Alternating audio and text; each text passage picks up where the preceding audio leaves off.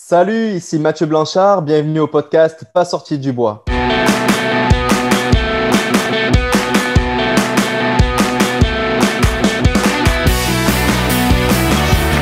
messieurs, votre gagnant du 110 Si tu commences à te sentir bien en courant un ultramarathon, fais-toi-en pas, ça va passer.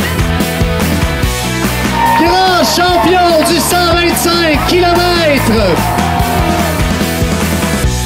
Ouais, ben, on n'est pas sorti du bois, hein?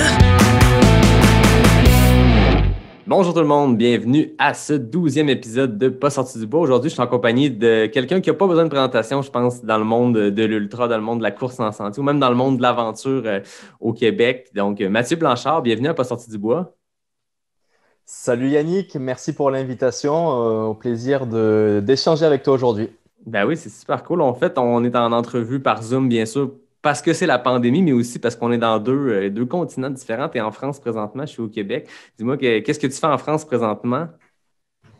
Alors effectivement, je suis en France, dans le sud de la France, dans mes maisons familiales actuellement. Je suis rentré en France fin août parce que j'ai participé à un TV show l'année dernière. En fait, j'ai tourné l'année dernière et puis le TV show est en train d'être diffusé actuellement sur les chaînes de télé françaises. Et comme j'ai beaucoup de rendez-vous médias et puis autres liés à cette émission-là, ben, je suis ici en France. Et en particulier, mon dernier rendez-vous sera pour la finale de l'émission qui sera le 4 décembre, donc dans 3 semaines environ. À partir de là, ben, je n'aurai plus de contraintes ici et puis ça sera le moment pour commencer à regarder les billets d'avion pour retourner vers ma patrie d'adoption, Montréal. Ah oui, exact. Tu participes, ceux qui te suivent sur les médias sociaux, on l'a vu, tu participes à koh qui, je pense, c'est la version française de Survivor qui est bien populaire aux États-Unis. Exactement, c'est la même chose. Je pense que Survivor a peut-être démarré avant, mais c'est exactement la même chose. Des naufragés que l'on largue sur une île déserte, déserte, sur une île vierge plutôt au milieu de l'océan. Débrouillez-vous pour survivre et puis de temps en temps, on vous met une petite épreuve sportive pour vous faire gagner de la nourriture ou l'immunité, c'est ce qui permet de ne pas être éliminé au cours de l'aventure. Ouais, c'est très cool. Puis ça nous a permis de comprendre qu'est-ce qui s'était passé à La Réunion en 2019, parce qu'on se rappelle que tu faisais partie de la délégation de Québécois avec la clinique du coureur qui était au Grand Raid. Puis là, ben, tu es un des favoris. Puis là, à un moment donné, on apprend 3 jours avant l'événement. Bon, mais Mathieu ne courra pas La Réunion. Là, on voyait les stories de l'équipe, de la clinique du coureur, les guerriers du Grand Raid. Tu étais là, puis on disait, bon, ben Mathieu, il est à La Réunion, qu'est-ce qui se passe? Est-ce qu'il s'est blessé? Finalement, on a compris quelques mois plus tard que tu étais parti direction. C'est où ça s'est tourné, koh Lanta? Ça s'est tourné aux îles Fidji. C'est pas mal au milieu de l'océan Pacifique, je dirais à peu près proche de la Nouvelle-Zélande et de la Nouvelle-Calédonie, mais c'est quand même au milieu de nulle part, là, au milieu du Pacifique. Et effectivement, je suis passé de la merveilleuse île de la Réunion vers une autre île paradisiaque, donc c'était pas si pire à ce moment-là. Mais comme tu dis, ouais, je me suis fait prendre de court parce qu'ils m'ont annoncé, en fait, la prod de l'émission m'a appelé 3 ou 4 jours avant le démarrage de l'aventure. Et donc, j'ai été pris de court parce que moi, j'avais quand même prévu une petite stratégie où j'avais un alibi où voilà, je racontais que j'allais peut-être aller faire de l'humanitaire dans un pays. Et puis, j'avais donné mes identifiants de réseaux sociaux à ma petite sœur pour qu'elle continue à poster des photos pour faire comme si j'étais encore là. Sauf que ils m'ont dit ça au dernier moment et j'étais pris de court et tout le monde. Et j'ai préféré finalement faire la technique de l'autruche là ou du sous-marin. Et j'ai rien dit à personne, je suis parti. Et bon, voilà, après, finalement, le tournage, comme il a duré 2 mois, j'ai disparu 2 mois complets, ben, le monde a fini par un peu oublier, trop été questionné. En fait, quand j'ai réouvert mon cellulaire 2 mois après, parce qu'on me l'avait pris et puis on me l'avait éteint, il y avait beaucoup de questions sur où t'es, qu'est-ce que tu fais, on t'a pas vu au départ de la diagonale. Mais j'ai pas répondu, là, j'ai rien dit, je me suis dit c'est bon, ils ont oublié.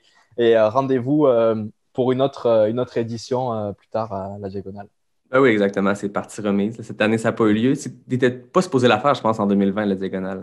Non, je ne l'avais C'était pas pas mis ton au calendrier. programme. Je l'avais pas mis au programme parce que je suis en train de vraiment me questionner. J'ai envie de faire quelque chose sur l'UTMB avant la Diagonale parce qu'aujourd'hui, il y a une densité de bons coureurs. La densité est plus forte à l'UTMB qu'à la diagonale parce que malheureusement, la course est sortie du circuit Ultra Trail World Tour.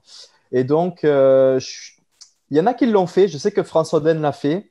D'autres l'ont fait de faire les deux courses. Mais aujourd'hui, je crois que si tu veux perdurer dans ce sport, c'est pas forcément une bonne idée d'enchaîner un UTMB et une C'est diagonale rapide quand même. Hein, dans une même saison, il y a un mois et demi. Alors, François a réussi à gagner les deux d'affilée. Mais C'est derrière, il François. a dit, voilà, non, mais il avait quand même dit que c'était une grosse erreur et qu'il ne ferait jamais plus ça parce qu'il avait mis beaucoup de temps à s'en remettre et ça lui avait fait mal. Non, c'est ça, Donc, c'est des courses qui sont rapprochées, puis c'est des courses que le ouais, coefficient de difficulté est grand. J'avais vu aussi que Kylian avait dit ça un peu après qu'il avait fait Western UTMB, qui a un peu le même délai entre les deux, mais oui, Western versus Diagonale versus UTMB, c'est différent comme course, mais il avait dit la même chose, il avait enchaîné, il avait gagné les deux, c'est Western ça. UTMB, mais c'est ça, C'est c'est ça. lourd pour le corps. Là. Et donc, 2020, j'avais l'UTMB au programme et puis, donc, pas la diagonale. Mais c'est sûr que c'est dans ma bucket list des courses à faire dans, dans ma carrière d'ultra-trailer, c'est certain. Ben oui, j'en doute pas. Puis on parlait de la saison 2020, puis c'est surtout de ça que je voulais parler aujourd'hui parce que tu as participé à beaucoup de podcasts, puis je vais vouloir que tu te présentes pour ceux qui te connaissent moins, mais tu sais, ceux qui veulent connaître toute ton histoire, je voudrais pas te faire répéter. Moi, j'aime ça quand je reçois des invités, aller écouter ce qu'ils ont fait avant, voir les entrevues, que ce soit radio, podcast ou même écrite, pour pas faire répéter les mêmes histoires, puis un peu que mon balado, mon épisode avec toi, ben, complète l'offre de service. Si quelqu'un veut voir qu'est-ce que je peux lire, qu'est-ce que je peux entendre Ouais. sur Mathieu. Puis il y a le podcast des machines qui est animé par Stéphanie Simpson que j'ai reçu à l'épisode 10, qui est un super bel aperçu de ton parcours de la Guadeloupe à la France, au Québec, jusqu'à ta carrière d'ultra-trailer. Fait que je ne vais pas vouloir te faire répéter ça. Puis je vais vouloir qu'on tombe rapidement dans le vif du sujet puis qu'on parle de ton année 2020, de ton GR A1. Mais avant toute chose, j'aimerais ça quand même que tu te présentes brièvement qui est Mathieu Blanchard, le coureur, l'aventurier, le travailleur pour la clinique du coureur, d'un profil très diversifié. J'aimerais que tu te présentes quand même un peu à nos auditeurs. Ouais, bon, je vais le faire rapidement parce que effectivement, dans la communauté de Québec, j'ai fait quelques podcasts et puis c'est sûr qu'on répète souvent la même chose. Mais moi, je suis originaire de la France là, voilà. Et puis mes études m'ont conduit à avoir un diplôme d'ingénieur un jour là, vers l'âge de 22 ans. Et l'opportunité professionnelle m'a amené à déménager au Québec en 2014, donc pour un poste en tant qu'ingénieur dans une firme de génie conseil dans le domaine de l'énergie.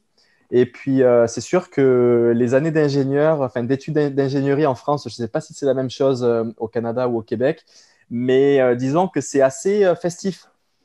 Tu quittes la maison, le cocon familial, tu te retrouves tout seul dans un appartement dans une grande ville. Voilà, donc c'est assez festif. Et puis ensuite, j'ai été en région parisienne et puis j'ai continué sur cette dynamique-là. Et donc, en arrivant à Montréal, je me suis dit, bon, il serait peut-être temps de se remettre un petit peu plus sérieusement au sport parce que c'est ce qui m'anime quand même fortement depuis toujours. Et donc, en attendant de trouver le sport qui allait bien aller, je suis allé courir et puis finalement, c'est devenu mon sport de prédilection et non pas mon sport de transition. Voilà, j'ai navigué entre la course sur route et puis plus tard la course de trail. Et puis aujourd'hui, je peux dire que je suis spécialiste, enfin, que je me spécialise dans le trail et dans les courses d'ultra distance, donc dans les courses de longue distance qui peuvent aller on ne sait pas trop là, mais de 40 à 100, à 160 km. Il y en a certaines qui font 300, mais voilà, c'est un petit peu dans ce monde-là que j'évolue. Et la petite nouveauté, c'est que jusqu'à, disons, début 2020, j'étais plutôt focusé sur uniquement les compétitions. Il y a plusieurs dimensions et plusieurs sphères dans le monde de l'ultra trail. Et j'étais plutôt focusé sur les courses, à proprement parler, les compétitions au Québec, au Canada et à l'international. Mais j'ai toujours eu cette inspiration et cette idée dans un coin de ma tête d'un jour aller essayer mes capacités de coureur en nature autrement que par la course en elle-même. Et puis, c'est sûr que j'ai lu tout un tas de livres, j'ai écouté tout un tas de podcasts et de vidéos documentaires, et puis comme celle, par exemple, de Kilian qui a traversé les Pyrénées, François Den, dont je parlais en introduction, qui a fait le John Muir Trail. Et puis, j'ai toujours été intéressé par cette dimension-là aussi, qui était plus aventure, non cadrée. Je ne l'ai pas fait jusqu'à 2020. Pourquoi? Parce que je pense que je suis encore assez, entre guillemets, nouveau dans ce sport. Et lorsque tu reçois des invitations pour compétitionner sur des courses à l'international dans des endroits fous, et puis tu sais, j'ai ma bucket list de courses, mais j'ai jamais été capable de dire non. Non, je ne veux pas venir à ta course parce qu'il faut que je prépare une aventure quelconque personnelle. Et finalement, quand en début de saison, tu acceptes toutes ces courses, ben, qu'après que tu prends un petit peu de recul, tu regardes ton calendrier, ben, tu fais, mais oups, là j'ai une course à tous les 2 mois ou à tous les 3 mois. Et donc, c'est totalement impossible d'intégrer quelconque aventure au milieu de tout ça. De par la préparation des courses, la récupération, c'est totalement impossible. Et finalement, ben, la pandémie Covid qui nous est tombée dessus cette année a été l'occasion et puis je dirais même plus l'opportunité de le faire. Je suis rentré un peu plus et donc voilà, aujourd'hui je me considère aussi comme coureur d'ultra trail qui commence à explorer le monde de l'aventure et des FKT et tout ça qui sort du cadre de course. J'ai énormément aimé les quelques aventures que j'ai pu faire cette année et ce qui fait que ça m'a fait prendre conscience de nouvelles ambitions voilà. Et donc, il se peut que mes plannings des années qui viennent vont être un petit peu différents par rapport à ceux que j'imaginais pour justement laisser un petit peu plus de place à cette sphère plus aventure que course. Ouais, puis comme tu dis, on le voit, il y a beaucoup d'ultra-trailers de tous les niveaux qui combinent un peu les compétitions organisées, les courses de l'Ultra Trail World Tour, puis en parallèle, ce genre d'aventure-là, tu sais, Kilian le fait quand il a mis sa carrière quasiment un peu sur pause pour faire son projet Summits of My Life, puis faire des ascensions. Là, c'est un autre niveau, c'est de l'escalade, mais François Den le fait beaucoup, puis on a vu Anton le faire. Il y a plein de coureurs élites qui font ces aventures-là de FKT, de plusieurs jours de course en autonomie, puis je pense que ça se combine bien peut-être un calendrier de course.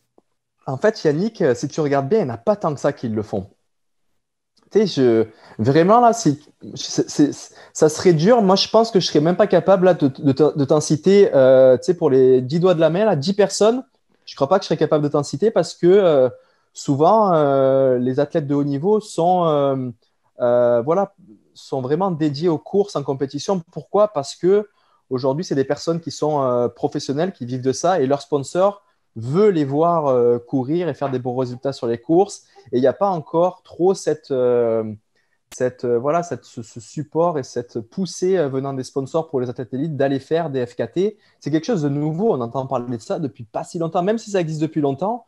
Depuis longtemps. Je ne pense pas que ça a depuis 10 ans le site FKT, là, mais c'est vraiment assez récent où on entend parler. Et puis finalement, cette année, effectivement, on en a vu beaucoup plus en faire parce que la pandémie n'a pas été que locale, mais a été mondiale. Donc, tout bon ultra-trailer hyperactif que nous sommes, il a fallu se motiver. Et puis voilà, c'est une bonne façon de le faire.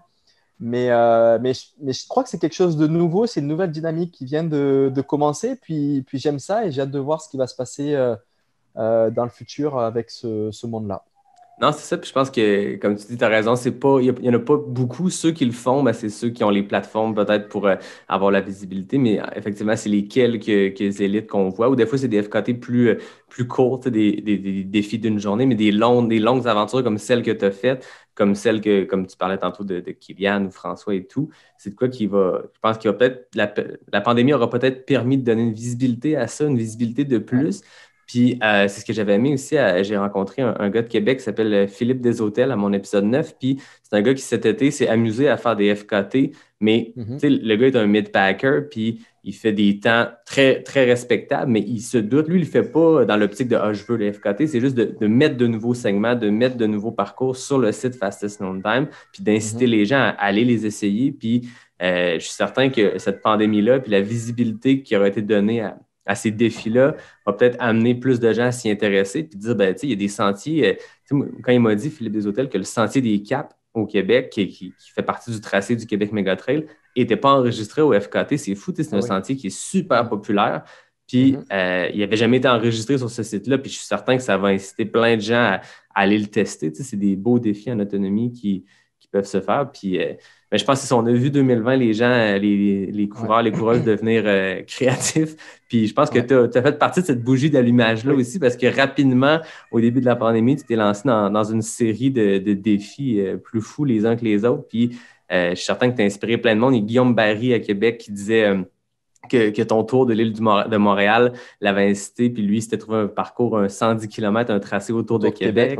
Puis, fait que parle-moi un peu de ton année 2020. Tu as quand même eu 2 courses en début d'année, puis après ça, en mode pandémie, tu es devenu créatif, puis un peu fou, mais dans le bon sens du terme, où tu as fait des défis plus éclatés les uns que les autres. Parle-moi un peu de ça. Oui, c'est un peu fou, mais derrière, il faut voir toujours un peu l'arrière du rideau. C'est des défis. On voit finalement, on partage finalement les jours du défi, mais derrière, il y a une grosse préparation en amont qui font que ça se fait bien quand c'est bien préparé. Ben oui, c'est juste pour revenir un petit peu sur ce que tu disais avec les FKT, là, je pense que cette année aussi a fait prendre conscience à de nombreux athlètes, tous niveaux confondus, du mid-packer jusqu'au coureur élite, qu'on peut prendre du plaisir autrement que par les courses à proprement parler. C'est ça aussi qui fait que les personnes ne l'ont pas fait avant, parce que quand tu ne l'as pas essayé, tu ne sais pas que c'est quelque chose qui est vraiment cool à faire.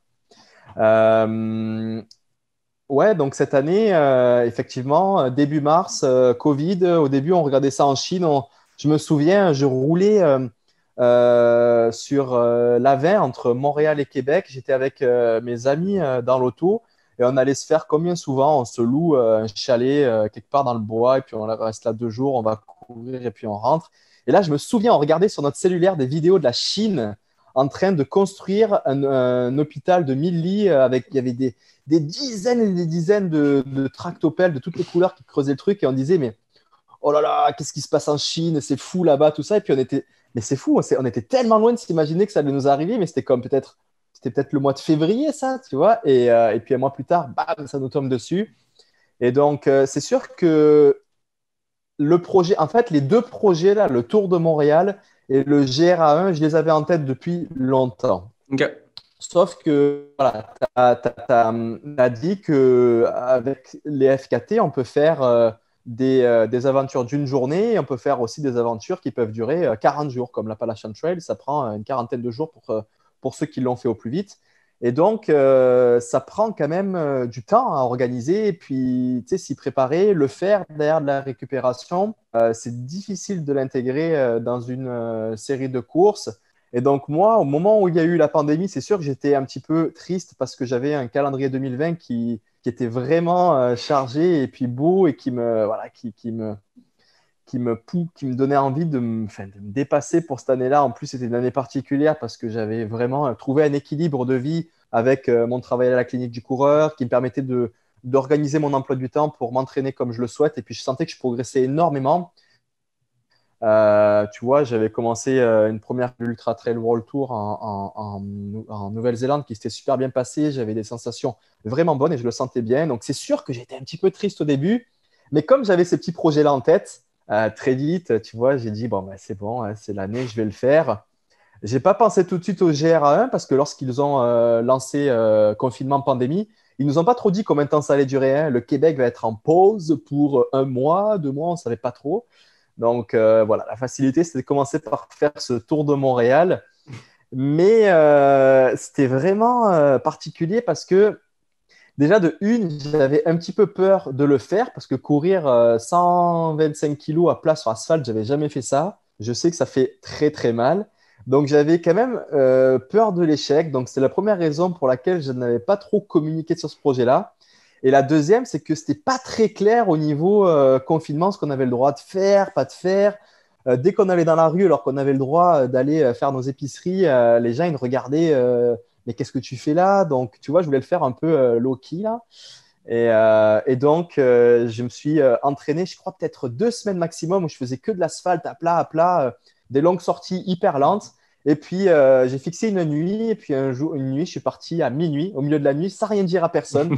J'avais juste dit à un pote pour me rejoindre sur la dernière partie du parcours, de me rejoindre pour m'accompagner en vélo. Et puis voilà, je suis parti et ça l'a fait. Et puis, ça a été le lancement de toute une série derrière de projets. Parce que, comme tu dis, il y a eu quand même une retombée très positive dans le partage de ce truc-là parce que tout le monde était hyper anxieux, voilà, triste de la situation que l'on était en train de vivre. Et puis ça a eu un bel écho, ça a bien résonné dans la communauté des coureurs. J'ai même été contacté par des médias plus généraux, hein, TV, et puis j'ai eu beaucoup de messages de positivisme, de voilà, ouais, c'est cool, c'est vrai qu'il faut qu'on continue à se bouger, il ne faut pas rester en statu quo, attendre que ça passe, il y a des trucs à faire dans notre petit jardin de Montréal ou du Québec. Et puis derrière, comme tu l'as dit, il y a des gars comme Guillaume qui ont fait le Tour de Québec. Moi, je sais qu'après, il y en a quelques-uns aussi qui se sont lancés dans le Tour de l'île de Montréal. Donc voilà, c'était cool de voir que l'écho était plutôt positif plutôt que des jugements du style, mais pourquoi tu as fait ça? Tu aurais pu te mettre en danger, et puis nanani, et Covid. Donc c'était cool. Et donc, voilà. Après, derrière, très vite, j'ai dit, là, maintenant, c'est GRA1, je peux le faire. Quand ils ont dit que le Covid allait durer. En fait, c'est pas vraiment que le Covid allait durer plus longtemps, ça, on ne savait pas. Mais c'est que toutes mes courses, elles prenaient la décision de s'annuler les unes derrière les autres. Parce que comme c'est des grosses courses, celles à laquelle j'étais inscrite, qui sont des courses de l'Ultra Trail World Tour, ces courses-là ne peuvent fonctionner que avec elles sont internationales. Donc, c'est des coureurs qui viennent du monde entier. Et si c'est que des coureurs locaux, ça ne fonctionne pas, ces courses-là. Donc, ça a été très vite pour qu'ils les annulent toutes, jusqu'à l'UTMB aussi qui a annulé assez tôt. Et donc, je me suis dit, bon, ben là, c'est bon, ça y est, c'est clairement l'occasion de faire ce GR. Et donc, voilà, j'ai aligné derrière les étapes et puis la préparation pour y aller, quoi.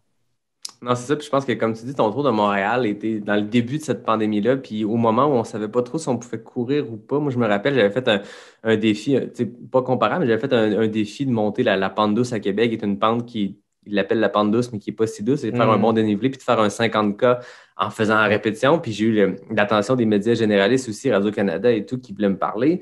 Puis le message était, ben, donnons un peu de positif, puis disons aux gens qui peuvent bouger, tu sais, oui, le système de santé est engorgé, puis c'est pas nécessairement responsable d'aller se pitcher dans les trails, dans des aventures dangereuses où on pourrait se blesser, embourber le système de santé, tout ça. Mais au-delà de ça, on n'a jamais eu, ça n'a jamais été défendu de courir puis de faire de l'exercice, que ce soit individuel ou en petit groupe à distance réglementaire. Fait que ça envoie un message positif. Puis je me rappelle que ton défi avait été un peu qui avait lancé tout ça, avait envoyé aussi ce message positif-là. C'était pas tant pour la performance qui était exceptionnelle, 125 km autour de l'île de Montréal, ça tape l'imaginaire. Les gens connaissent la carte géographique de Montréal, la forme de l'île, puis là, tu vois un segment qui passe tu passes ton Strava, puis là, tu vois un segment qui est exactement cette forme-là. Le tour, ça tape l'imaginaire. Ah oui, ça tape l'imaginaire, puis la performance est impressionnante. Tu as fait ça en 10h29, tu es collé sur 5 minutes du kilo de moyenne totale. Mais je pense qu'au-delà de ça, c'est le message que ça envoie. Là. C'est ça, mais c'est 100% ça, tu as bien pointé. L'idée, c'était vraiment ça. Je suis un petit peu quelqu'un par nature qui est, je dirais, rebelle, un peu rebelle et résistant parfois à ce type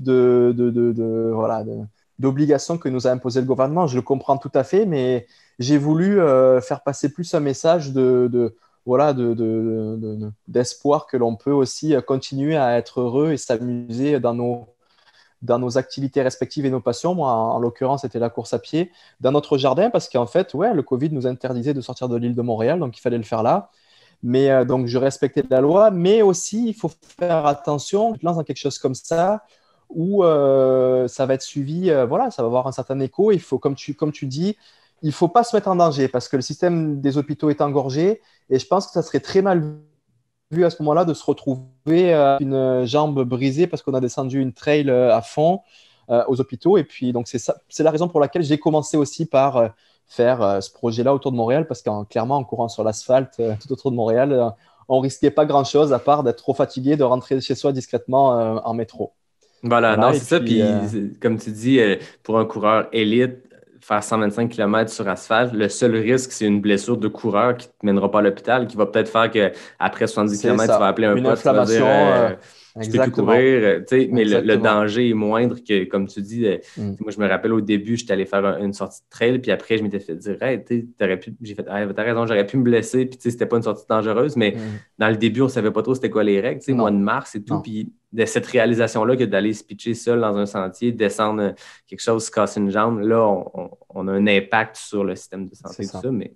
Après, comme on va en parler après sur le GR, mais le GR, il n'y avait pas de temps déjà qui avait été fait. Et puis le Tour de Montréal, ça n'avait jamais été fait aussi. il y avait des coureurs qui l'avaient fait à relais, donc c'est pas comparable.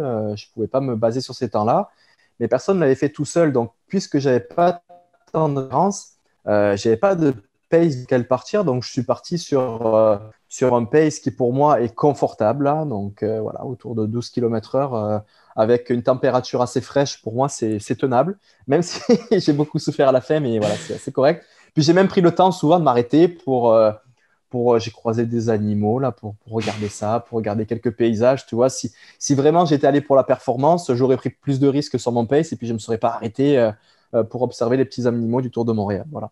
Ouais, puis je pense que ça fait partie donc, du plaisir de ce sport-là. Puis je t'entendais dire à un autre micro que tu racontais qu'un ultra-trail en Guatemala, tu étais sur les rives, sur les flancs d'un volcan en éruption. volcan, ouais. Puis tu as pris du temps, tu étais en première place, tu étais en mode compétition, puis tu avais pris le temps de le regarder. Puis je pense que ça, c'est de quoi qui est fait partout, qu'on entend moins peut-être des élites. Mais moi, je me rappelle à l'ultra-trail Arikana, en plein milieu de la nuit, à un moment donné, je courais avec un gars, puis on s'est dit, hey, on ferme nos frontales, puis on regarde le ciel.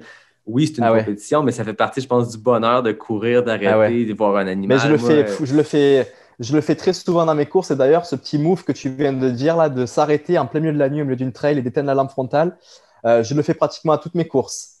Dès que je vois, à condition qu'il y a un ciel à peu près dégagé, qu'il n'y a plus d'arbres au-dessus, souvent je m'arrête, j'éteins et j'observe le ciel. Et en général, quand tu es sur des courses de trail comme ça, tu es au milieu du bois, au milieu de nulle part, loin des pollutions lumineuses. Et c'est là que tu vois les plus beaux ciels.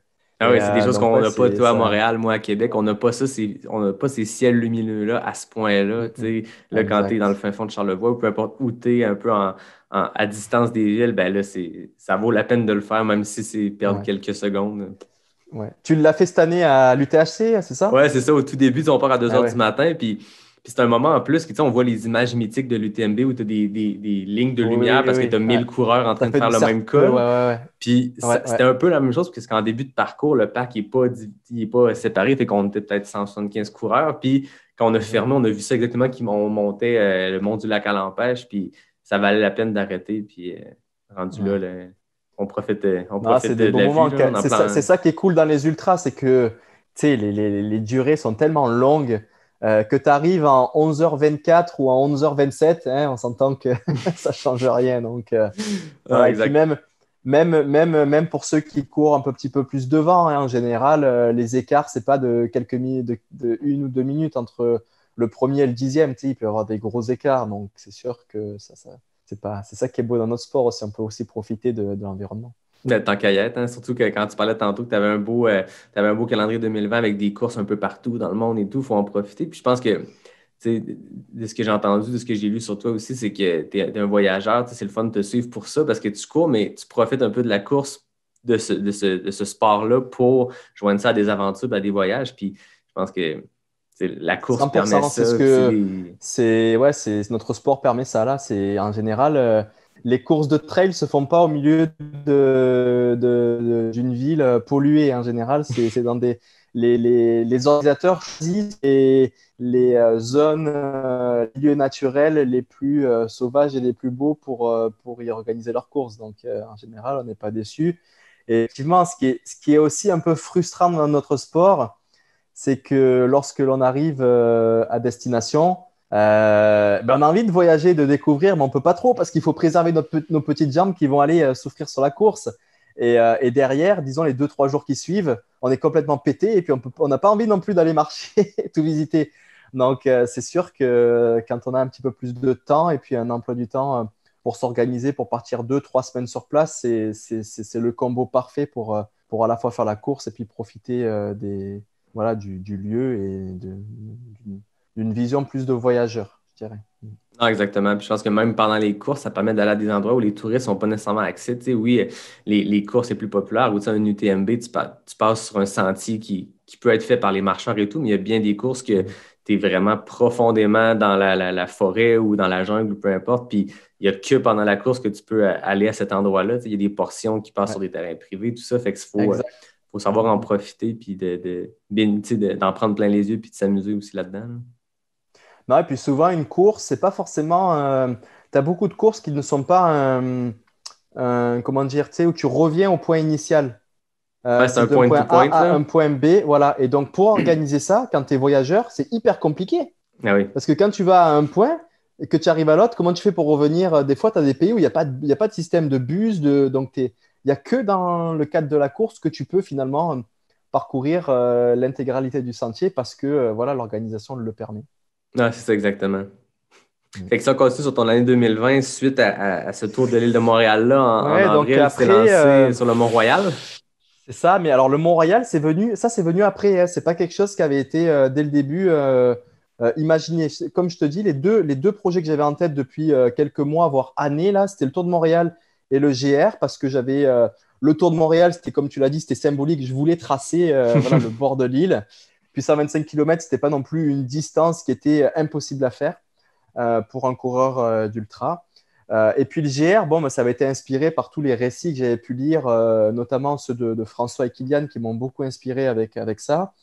Et puis donc, eux ont fait des GR aussi, hein, dont le GR20 en France. Et puis donc, je tapais un petit peu les GR, les plus beaux sentiers de randonnée, les plus mythiques en Amérique du Nord. Voilà. Et puis, je tombais toujours sur les mêmes trucs. C'était le PCT, là, Pacific Crest Trail, donc ouest américain, l'Appalachian Trail.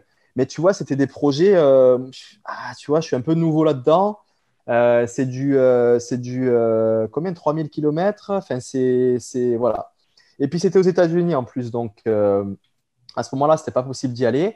Et puis, voilà, en faisant mes recherches de quels sont les plus beaux, les plus longs, les plus sauvages sentiers, je suis tombé sur ce fameux GR nord-américain. Et puis, comme c'était le seul, eh bien, il était quand même assez mis en avant.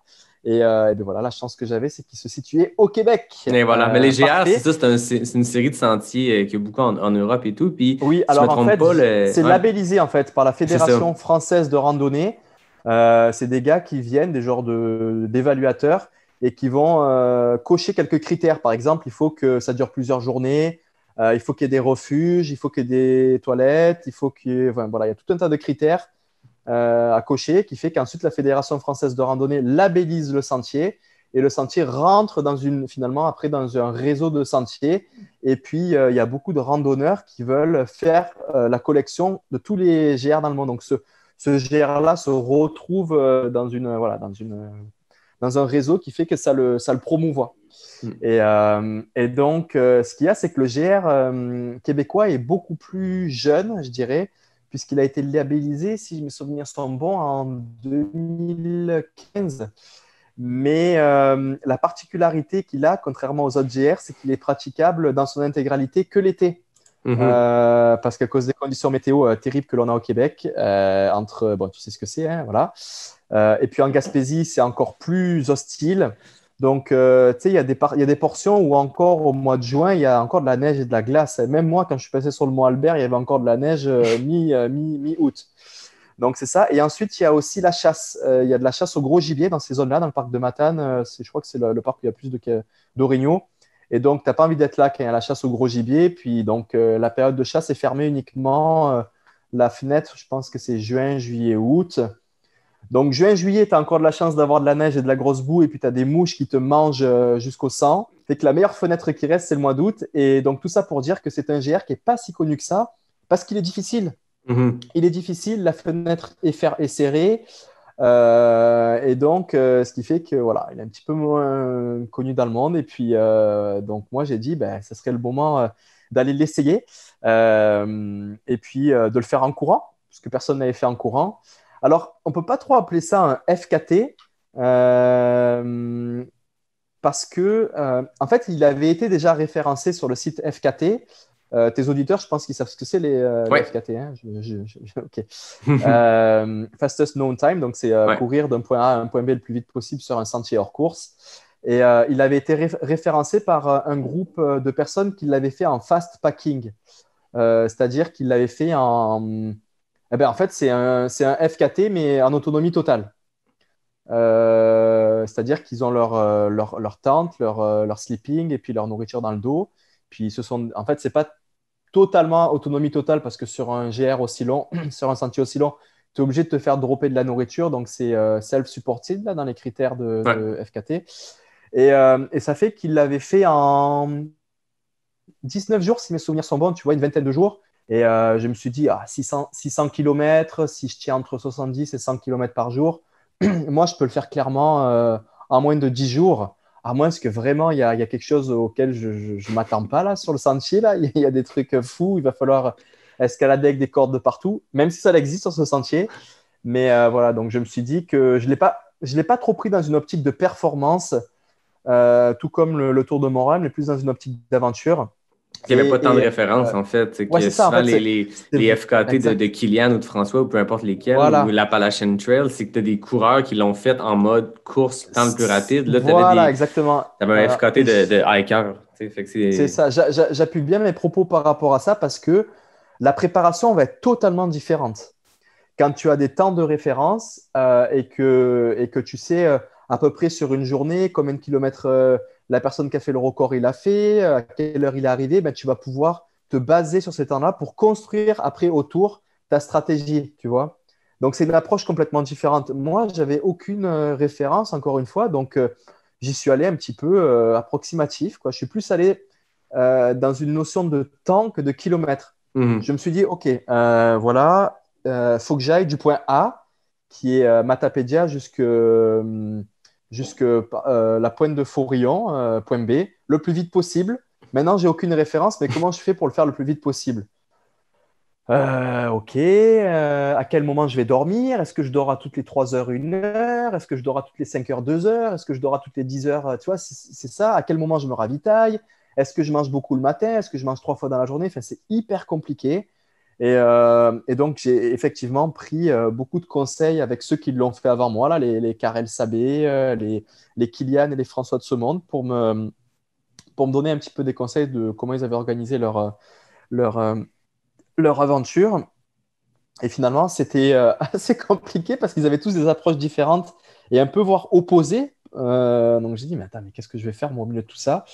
Et donc, j'ai décidé de me dire, OK, je vais découper mon projet en tranches de 24 heures, qui est une journée, et je vais essayer d'être en mouvement, donc d'être debout, de bouger, marcher, courir, me ravitailler, entre 15 et 20 heures par tranche de 24 heures. Voilà, c'était ça mon but.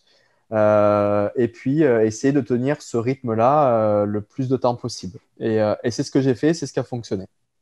Tu as une équipe de support aussi, parce que je suppose que cette logistique-là de savoir à quel endroit l'équipe a accès à toi et toi, tu as accès à eux. Parle-moi un peu de l'organisation logistique de la chose avant qu'on parle de l'aspect performance ou sportive de la chose. J'ai décidé de m'entourer d'une équipe de support, un crew là, pour ce projet, pour 2 raisons. La première, c'est parce que moi, j'ai pas beaucoup d'expérience. En fait, j'en ai pas du tout. Dans ce type d'approche d'ultra-trailer, c'est-à-dire de courir dans le bois des jours et des jours et des jours, sans ravitaillement à tous les 10 km ou une ligne d'arrivée ou un médecin qui va venir sortir, tu vois. Donc, ça me sortait un peu de ce que j'avais pour habitude et je trouvais que pour une première expérience de ce type, comme je suis quand même assez dur avec moi-même et que je veux réussir les choses, j'ai mis les chances de mon côté en me disant, OK, la première grosse aventure de ce type, je vais la faire avec un crew, parce que ça va être plus facile. Clairement, ça va être beaucoup plus facile. Donc, c'est la première raison. Et la deuxième, c'est parce que, tu vois, c'était un peu cette situation pandémique, un peu morose, l'ambiance dans la communauté de coureurs et puis avec les amis, tout ça. Et je me suis dit que c'était clairement cette aventure-là, il fallait qu'elle se fasse en équipe, en groupe, voilà, pour que ça soit... OK, qui est un coureur qui soit un peu le fil conducteur et le fil rouge du projet, mais qui est surtout un road trip, tu vois, une aventure entre chums, qu'on s'amuse, comme si on partait en vacances, tu vois, avec beaucoup de légèreté, faire le tour de la Gaspésie, comme beaucoup font, à s'arrêter dans les micro-brasseries et toutes les crèmeries du coin. Et puis, c'est un petit peu pour ça aussi que je me suis entouré d'un crew. Et donc, à partir de là, ben, ça a été vraiment un vrai projet comme tu fais en entreprise. Hein. On s'est assis ensemble chez moi, chez les amis aussi. On a imprimé des grandes cartes, on a regardé la cartographie, à quel endroit le sentier se rapprochait de la route où la vanne suivait pour potentiellement faire un ravitaillement. OK, là, c'est que 5 km après le départ, donc c'est peut-être pas pertinent que la vanne vienne là. Faut que j'aille un petit peu plus loin. OK, donc on calcule à peu près, là, il y a à peu près 32 km entre ce point-là et ce point-là, 32 km, il y a ça de dénivelé, ça va me prendre 5 heures, OK. Donc, ça veut dire qu'au ravitaillement d'avant, il faut que je prenne tant de nourriture et tant d'eau pour pouvoir tenir ces 5 heures-là.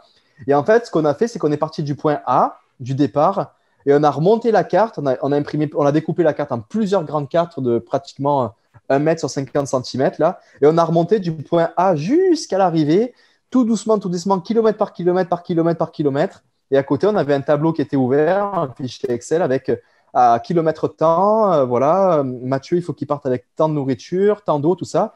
Et ensuite, eux, c'était mon deuxième cerveau. Ils avaient juste à suivre le protocole et la logistique qu'on avait organisé avant et pour que ça le fasse. Et puis, ce qui est fou, c'est que c'était totalement… on a fait ça sans aucun repère et aucun référentiel puisque personne ne l'avait fait avant. Après, il y a quelques randonneurs qui le font, mais ce n'est pas tout à fait la même approche parce qu'on n'est pas sur les mêmes vitesses. Et eux dorment dans des refuges souvent. Et donc, c'était assez inconnu. Et par chance, et puis ça a fonctionné. Notre logistique, ça a pas mal bien fonctionné jusqu'au bout.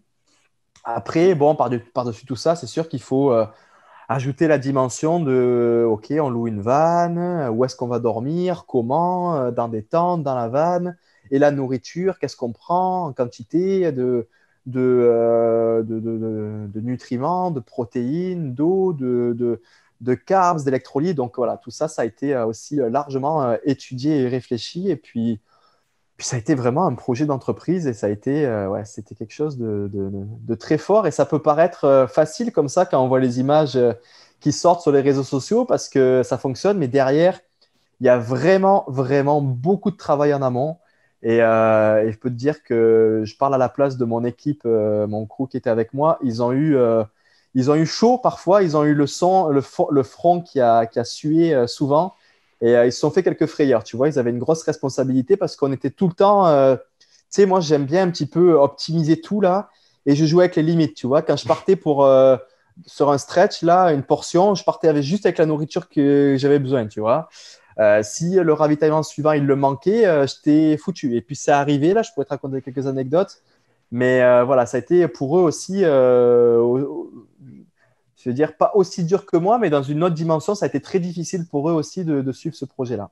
Ben, certainement. Puis, je me rappelle, on s'était parlé, toi et moi, après le Gaspésia 100, la première épreuve qui était sur la plage, puis on jasait. Puis, je disais que moi, le lendemain, je ne faisais pas d'autres épreuves, je faisais que le 12 km sur plage. Ensuite, je faisais le crew pour un ami sur le 160. Puis, je me rappelle, tu m'avais carrément dit, « Ah, tu vas voir faire le crew, c'est pire que de courir. » Parce qu'il y a une logistique, puis il y a du temps à rien faire. Puis, quand ça arrive, il faut que tu sois on the spot. Puis, imaginez, les gens qui nous écoutent, je pense que c'est plus des gens qui ont fait des courses d'ultra ou des courses, peu importe la durée, qui sont plus courtes qu'un GR de plusieurs jours. Puis, c'est beaucoup de logistique, c'est énormément de préparation. Une course, juste l'aspect nourriture, planifier ses ravitaux, ses drop bags et tout. Mais là, imaginez ça dans un contexte où c'est pas une course organisée, où la cartographie, elle existe, mais tu sais pas la condition des sentiers. Tu peux pas te référer comme tu disais, à d'autres personnes qui l'ont fait sur c'est quoi la technicité des sentiers. Puis, il n'y a pas de drop bag, il n'y a pas de flag, il n'y a pas d'équipe. C'est de le faire vraiment seul avec ton équipe. C'est ça qui est complètement fou. C'est un peu comme de l'exploration, tu vois. Moi, je me suis clairement senti comme un explorateur, là, un explorateur de quelque chose de nouveau sur l'approche physique et mentale de parcourir ce GR. Alors, ce n'est pas une exploration dans le sens littéral du terme où tu vas aller découvrir des nouvelles régions du monde. Je ne sais même pas s'il en reste encore à découvrir, mais plus une exploration sur, disons que sur l'approche et puis sur les sensations que j'ai eues, je me suis senti comme un explorateur sur cette aventure de GR. Ouais, puis de partir un peu à l'inconnu, j'ai l'impression, parce que quand tu fais une course, tu sais un peu la technicité du sentier, puis Elliott Cardin en parlait à l'épisode 3. Lui, il a tenté une traversée un peu comme la tienne, mais la section des Chic-Chocs. Fait que la traversée des Chic-Chocs, c'est un profil à la UTMB, là, 170 km, 10 000 mètres de D+, puis il dit, après ça, tu connais le profil, tu connais les vitesses dans ce type de ratio-là, kilomètres par dénivelé, mais il s'est fait complètement ramasser par la technicité du sentier, puis je suppose que toi, c'est un peu ça aussi. Tu pars, tu dis, j'ai un stretch quand tu planifiais, j'ai un stretch de 35 km pour 2000 mètres de D+. Mais toi, tu sais qu'en course, normalement, ce stretch-là te prend X temps, mais là, tu n'as aucune idée si c'est roulant, si c'est technique, si c'est sauvage, tu as des arbres au-dessus de la tête. T'sais. Parle-moi un peu de ces surprises-là de terrain. Nous, en tant que coureur d'ultra, quand on va à des compétitions, tu sais, tu as déjà beaucoup en général de références sur les temps, ce qu'ont fait les années précédentes. Et puis en général, as toujours un ami ou quelqu'un qui a à peu près le même niveau que toi, qui a fait la course que tu n'as pas fait, donc tu peux te baser sur ses temps. Et sur des courses comme l'UTMB où il n'y a pas de grosses difficultés techniques, ben, tu peux estimer, tu sais, par rapport au ratio distance dénivelé, les temps que ça va te prendre pour aller de tel point à tel point, tu vois. Mais ce qui est beau dans le trail, c'est que le ratio dénivelé-distance n'est pas suffisant.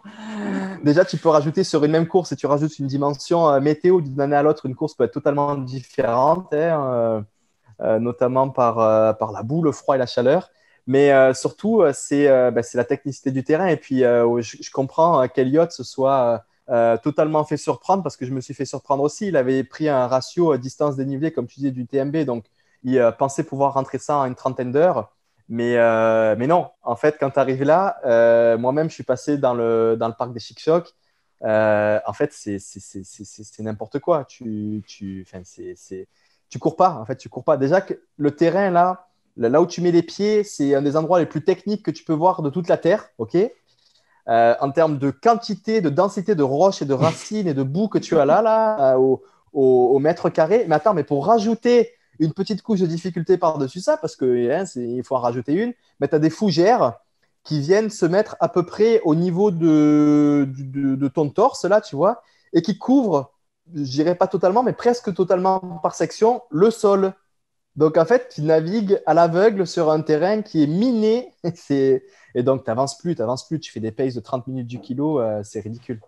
Et puis moi, ça a été ça pour le GR pratiquement dans son intégralité. Hein. Il y a eu, je m'attendais pas à ce que ce soit autant difficile. Vraiment, je me suis fait surprendre. Je dirais qu'il y a trois grandes, il y a trois grandes sections dans ce. Je la découperai en trois ce GR.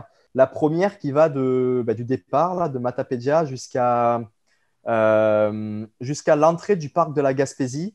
Là où il y a les grands monts, là, le mont Jacques-Cartier, tout ça, donc à peu près jusqu'au lac Cascapédia, je dirais. Et là, c'est vraiment la jungle. Hein, déjà, de Matapédia jusqu'à Amkoui, là, c'est des enchaînements de rivières, de racines, de boue. Ça, Mais et encore, ça, c'est que l'introduction. Après, quand tu arrives dans le fameux parc de parc de Matane, là, oh là là, je me souviens, la deuxième journée, là, je voulais faire à peu près une centaine de kilomètres par jour là, sur mes 15-20 heures, mes deux premières journées. Je me souviens, je suis arrivé dans ma deuxième journée à l'entrée du parc de Matane à vers 17 heures. J'étais épuisé après 60 kilomètres. Et là, il m'a resté 40 kilomètres à faire donc pour aller de l'entrée du parc jusqu'au lac Matane. Et là, je dis, OK, je prends une sieste. Je vais les faire les derniers 40 kilos de nuit tranquillement. Ça va me prendre 3-4 heures. Pas de souci, ça va bien aller. Et on est parti à 19h avec mon ami Nicolas Dagne. Il m'a accompagné parce qu'il a vu que j'étais quand même un peu à bout et ça allait être risqué que je parte toute seule. Et on est parti à 19h et puis on est arrivé au lac Matane, 40 km plus loin, je crois, à 3 ou 4 heures du matin. Donc ça nous a pris 8 ou 9 heures. C'est le double pour faire 40 km. Et on était à fond tout le temps. On n'était pas en mode, on était à fond. On essaie d'aller le plus vite possible pour faire cette section. Ça nous a pris 9 heures. Donc, c'est pour dire à quel point les sentiers sont vraiment difficiles là-bas. Et ensuite, tu rentres dans la deuxième section, parc de la Gaspésie, beaucoup plus. Là, ce qui est difficile, c'est que c'est exposé. Tu arrives, je dirais pas en altitude, hein, mais dans une altitude où la végétation ne pousse plus. Tu sais, tu es sur des déserts de roches là, et où voilà, c'est assez glissant. Quand tu es fatigué en plus, ta proprioception, ça glisse sur les roches. Et puis surtout, quand la météo se lève, et qu'elle veut pas être de ton bord, la météo, là, c'est vraiment pas le fun. Tu vois. Ouais, puis c'est connu comme une section, les Monts-Albert, Mont-Jacques-Cartier, qui sont toujours très exposés à la température, puis il y a des cocktails météo horribles.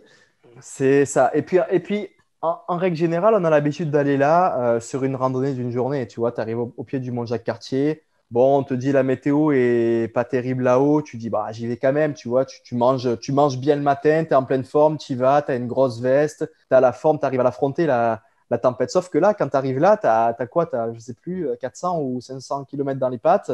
Tu es épuisé, tu n'avances pas très vite et puis tu es habillé en coureur. Hein, voilà, ta journée, elle a commencé. Moi, quand j'arrive sur le Jacques-Cartier, ma journée, elle avait commencé au lac Cascapédia 50 ou 60 km plus tôt. Et donc, j'arrive là, je me prends une tempête incroyable. Et puis là, tout d'un coup, ça prend une dimension vraiment tout autre là, que si tu allais sur une journée. Et ouais, ça a été terrible. Enfin, moi, j'ai vraiment eu peur ce jour-là pour ma santé, ma vie, et ça a été quelque chose, quoi. Donc ça, c'est le fameux parc de la Gaspésie. Et ensuite, après le Mont-Jacques-Cartier, tu te diriges pratiquement tout droit pendant 30 km vers le village de Mont-Saint-Pierre, qui est au bord du Saint-Laurent. Et là, ensuite, bah, c'est la côte. C'est plus, voilà. Mais cette troisième section-là, puisque je découpe en trois, là, moi, je m'imaginais que ça allait être la plage, le sable et les vacances. Et bord de Saint-Laurent, tu sais, on a tous fait cette route de bord de Gaspésie qui va jusqu'à Fourillon, qui est assez plate. Mais en fait, non, non, non, le sentier, lui, il ne se contente pas de longer le Saint-Laurent. Non, le sentier décide de plutôt re-rentrer dans les terres. Sauf que je ne sais pas si tu as été en Gaspésie là, faire le tour. Quand tu montes vers le nord, on a souvent les yeux qui regardent vers le Saint-Laurent. On dit, oh, c'est beau, les couchers de soleil, les queues de baleine, tout ça. Mais si tu regardes de l'autre côté, côté terre, en fait, les montagnes, elles sont assez à pic quand même. Tu vois, elles sont vraiment raides et rapidement proches de l'eau. Et donc, le sentier, il fait que ça, il fait que monter. Mais à chaque fois, tu te prends un 300, 400 de D+, tu redescends à l'eau, tu remontes, tu redescends. Et en 50 km, tu te prends des 2000 mètres de D+, assez rapidement dans une grosse chaleur. Voilà, c'est un peu la section surprise up and down, bien à pic, très chaud au bord du Saint-Laurent pour aller finir vers de Forillon. Effectivement, il n'y a pas de section plus facile. C'est 3 sections différentes découpées, mais c'est 3 sections La brutales. seule section facile, c'est la dernière portion, le parc de Forillon. Mais arrivé là, tu es tellement épuisé que finalement, tu ne la trouves pas si facile que ça. Mais non, c'est les 40 derniers kilomètres, je dirais que c'est les plus faciles. Mais ils se méritent. Hein. Il y a un combat avant pour s'y rendre à l'entrée de ce parc de Forillon. Non, c'est ça, c'est un périple. Voilà, et puis c'est vraiment, ça n'a rien à voir avec une course ultra trail à proprement parler dans un cadre de course. C'est vraiment rien à voir. Par exemple, un exemple concret, tu vois, la première journée, je me suis dit, OK, je pars pour 15-20 heures. À peu près, avec le dénivelé qu'il y a, je vais réussir à me rendre jusqu'à Amqui. Tu vois, il y avait à peu près 120 km. Mais déjà, tu mets le truc, tu dis, en quelle dimension psychologique et mentale il faut que tu te mettes pour te dire, OK, ma première étape, une des étapes parmi d'autres, va être un 120 km. Il faut vraiment réussir à se mettre dans une optique où en fait, je ne sais pas comment dire, mais tu te dis que c'est pas grand-chose dans ta tête, tu vois, un 120 km, alors que c'est énorme. Tu sais, c'est un Arikana, là, il y avait 120 km pour 4000 mètres, c'est exactement la même chose. Tu fais un Arikana. Et puis, techniquement, je pense que c'est aussi difficile, voire plus, parce que tu as beaucoup de traversées de rivières où tu as l'eau jusqu'aux genoux, enfin, c'est quelque chose, puis tu es tout seul. Mais voilà, dans ton minding, il faut que tu te dises, il faut quand même que je garde une certaine réserve parce que demain, je refais la même chose.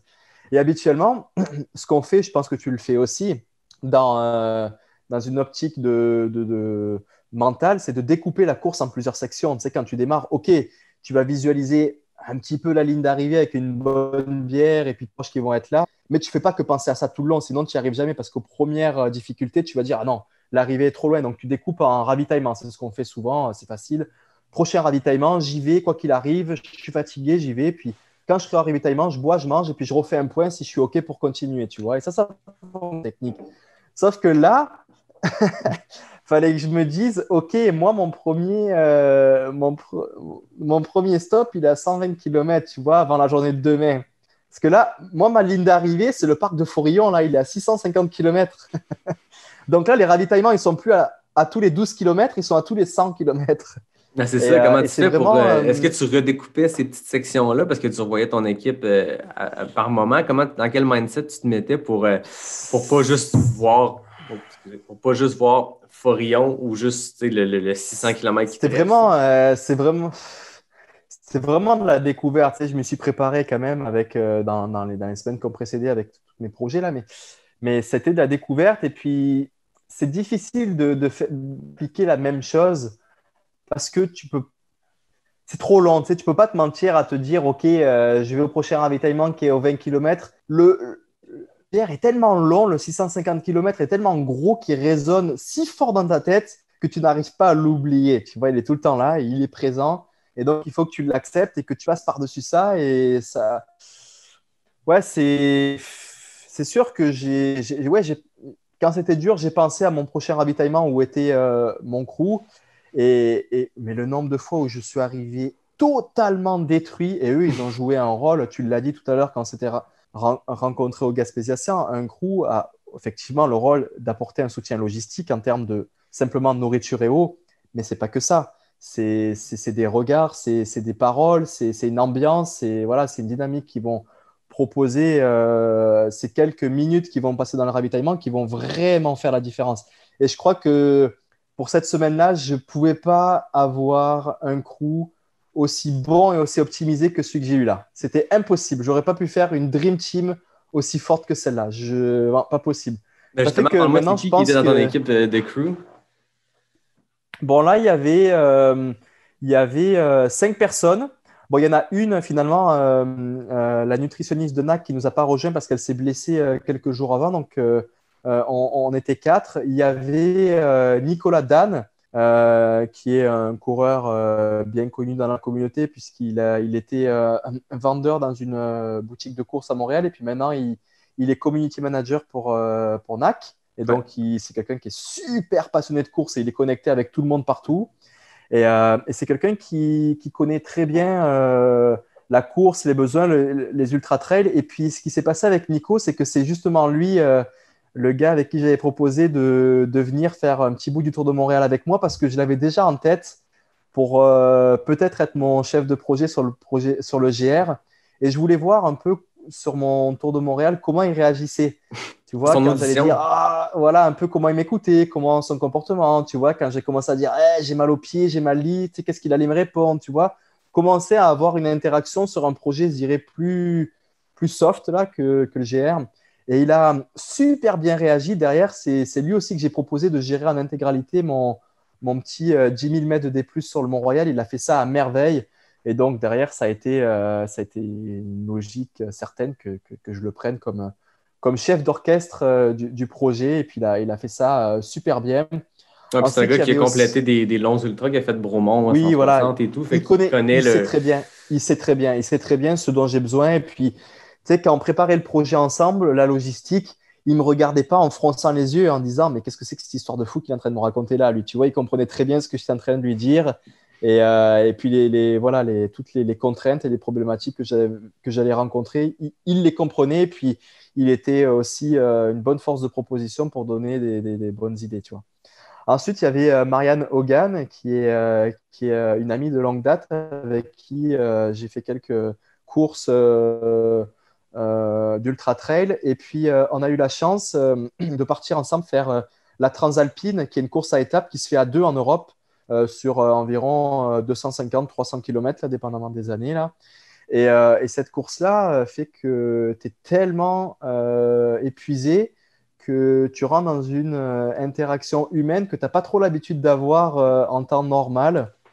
Parce que même avec un crew, quand tu cours, en fait, ça dure tellement peu de temps, le moment où tu es au ravitaillement, que l'interaction n'est pas assez longue pour vraiment créer un lien et comprendre Mhm. l'alchimie qui se passe. Tandis que là, quand tu cours à deux, c'est une semaine là où tu es ensemble, tu dors ensemble, tu cours ensemble, tu manges ensemble, c'est non-stop. Et donc, je pense que Marianne, aujourd'hui, c'est la personne qui me connaît le plus intimement dans mes difficultés liées à l'ultra trail. Et puis, voilà.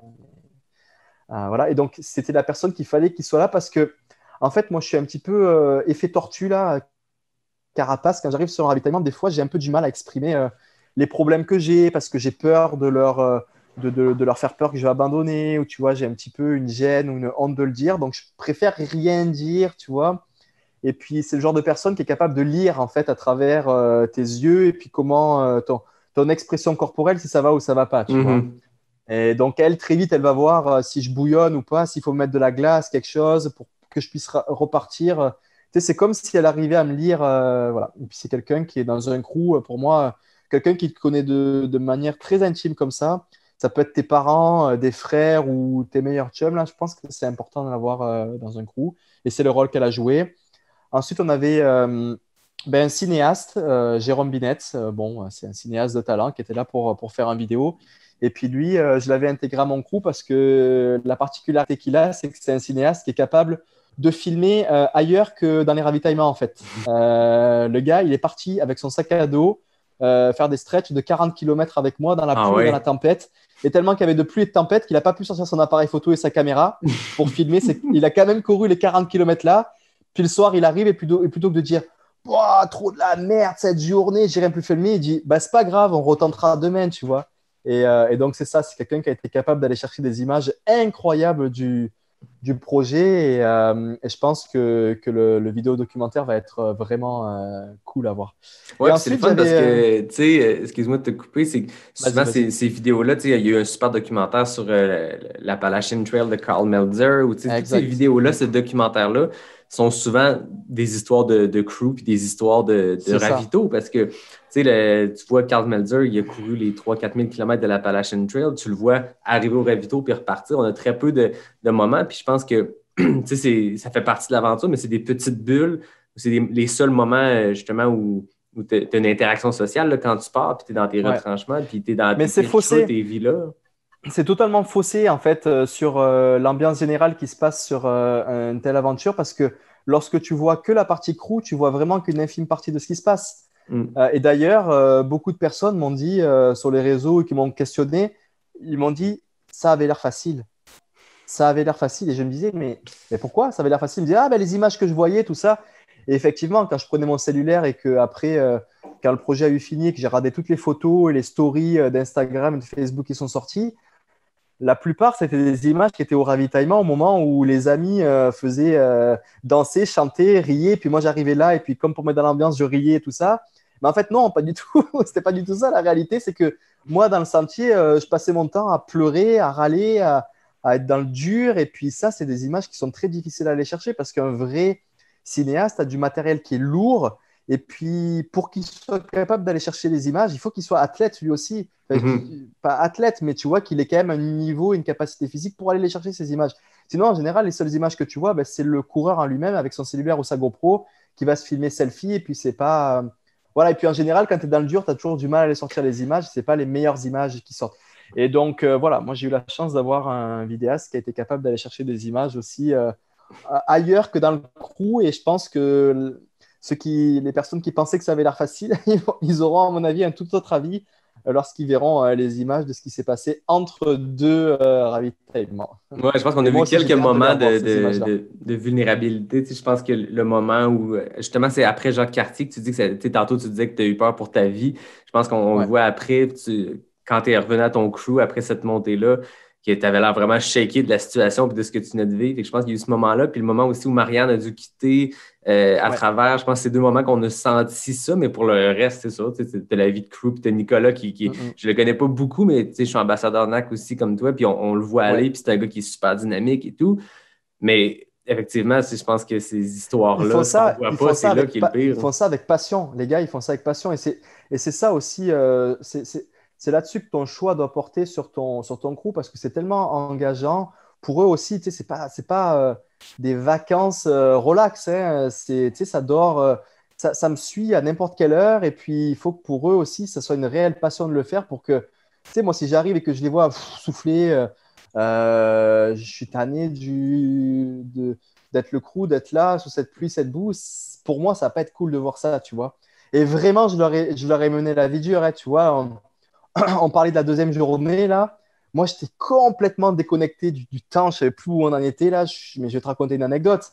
Cette deuxième journée-là où on traverse la première partie du parc de Matane, donc à ce lac Matane qui était mon objectif de deuxième journée, il est 3h ou 4h du matin, tu vois. C'est quand même au milieu de la nuit. Et puis, eux, il n'y a rien là-bas. Il n'y a rien, tu es au milieu de la forêt, ils n'ont rien à faire. Et moi, j'arrive là, pour moi, dans ma tête, je suis complètement fini, je ne suis plus là, il est 10h, 22h, 23h, je ne sais pas trop. Et en plus, ce qui est drôle, c'est que paradoxalement, quand tu arrives, il y avait la table de camping, il y avait les petites lumières, ils étaient en train de faire cuire quelque chose avec un petit burritos, en train de lire un bouquin, de jouer aux cartes. Un truc tout à fait normal, un truc que tu fais genre quand il est 20h du matin, tu sais. Et là, je vois cette scène-là, et avec le recul, je me dis, mais quand même, il faut vraiment être passionné pour faire ça, tu vois. Et puis c'est ce qui a fait que moi, j'ai réussi. Parce que quand je suis arrivé, j'ai pas eu le sentiment de les gêner ou de les faire chier à ce moment-là, tu vois. Ils étaient contents de m'attendre jusqu'à 4 heures du matin pour partager un burrito avec moi et pour aller se coucher. Ils ont attendu toute la nuit, tu vois. Et si tu n'as pas ces personnes-là qui sont capables de l'accepter et de l'aimer, cette situation-là, ça ne peut pas marcher. Juste, il y avait un dernier membre de crew que j'ai oublié de citer, qui était Julien, là. Donc, ce qui est drôle aussi, c'est que j'ai choisi quelqu'un qui n'était pas du tout dans le monde de la course. OK. Zéro coureur. Un petit peu sportif, mais plus Netflix que sportif. Et sauf que c'est une personne qui me connaissait plus dans le monde de la fête, des festivals qu'on a pu faire à droite et à gauche à Montréal. Et quelqu'un qui est beaucoup dans l'humour. Et donc, je savais que dans un engagement comme ça, il fallait qu'il y ait quelqu'un qui ait une approche plus humoristique pour remettre l'ambiance au moment où ça allait pas aller trop bien pour moi, tout comme pour le crew. Et puis, il a su jouer son rôle à merveille. Et puis, ça a été vraiment drôle. Moi, je me rappelle des moments, je suis arrivé dans des ravitaillements, j'étais fini, mais j'avais envie d'arrêter, mal partout, à pleurer.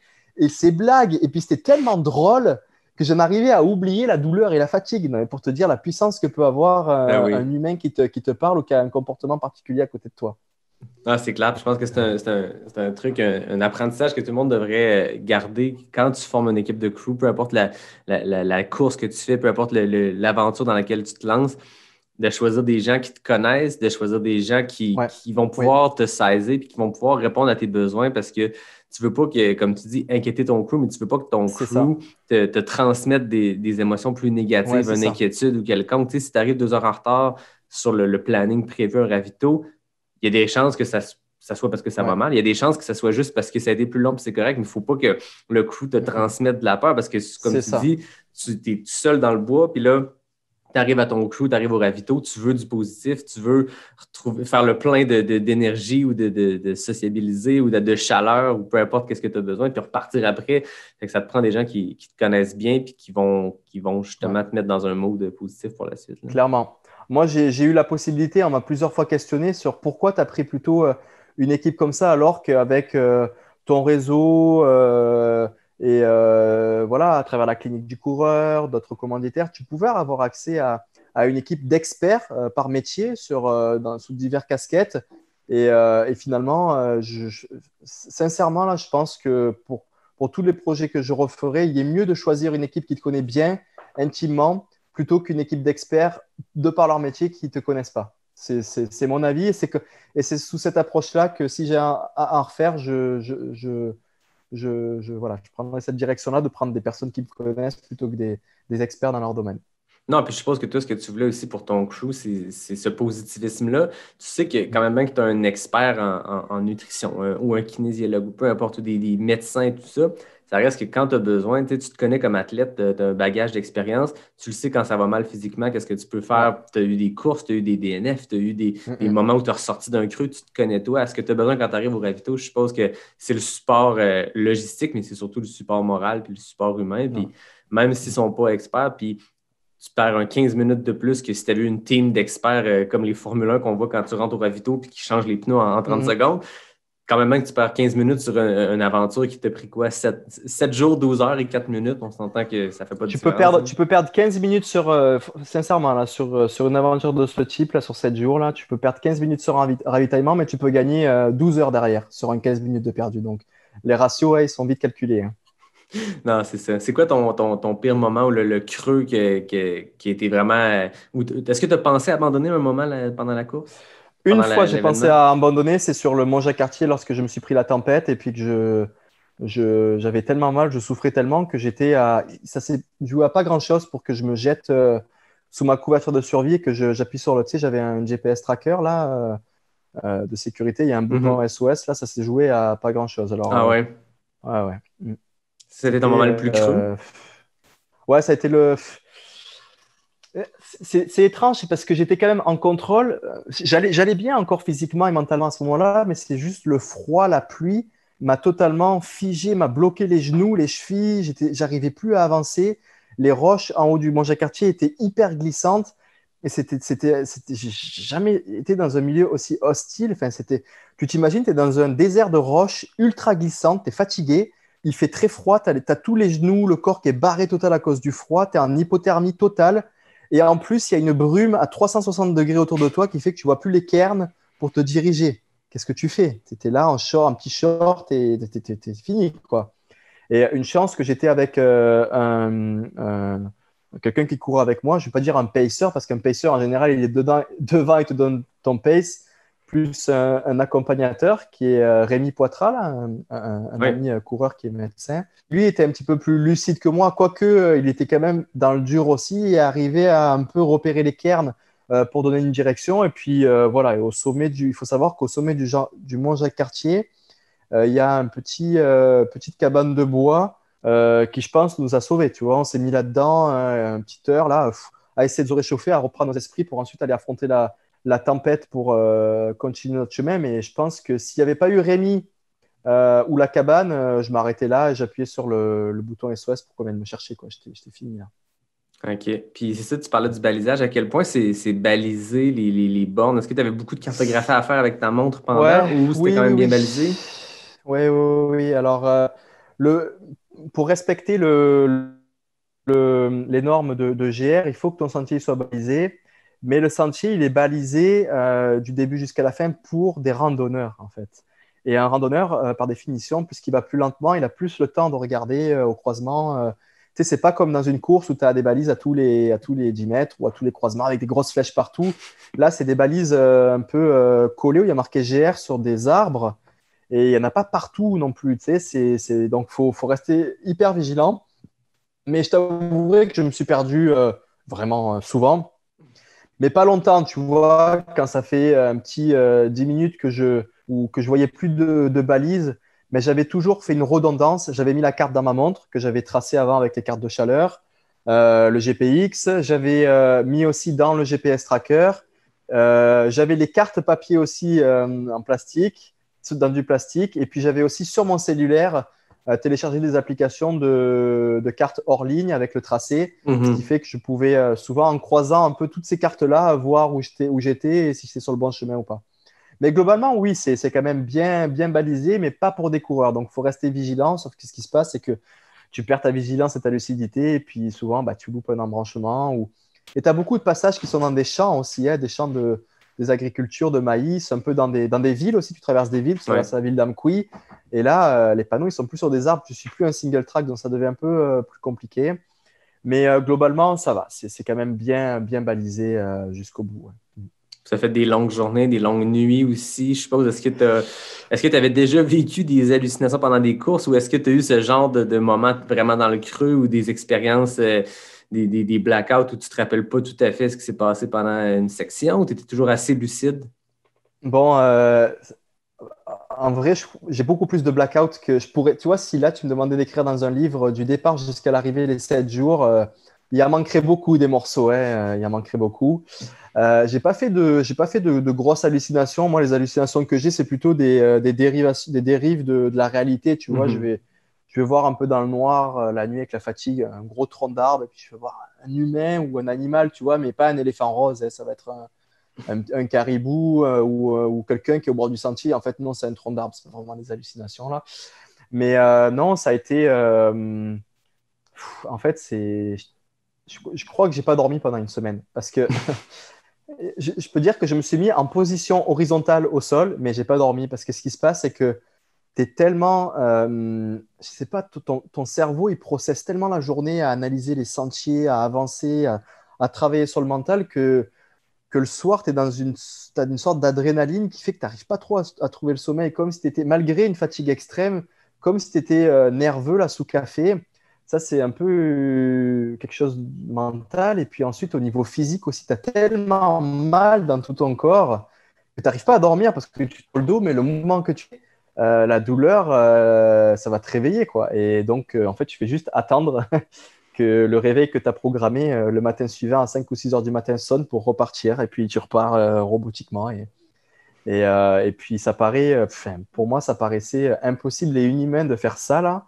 Et en fait, c'est assez incroyable les capacités que le corps humain a. Et puis, c'est fou. Franchement, c'est fou. Et enfin, on se rend vraiment pas compte où sont nos limites. Et puis moi-même, je sais même pas où elles sont encore aujourd'hui, tu vois, en ayant fait ça.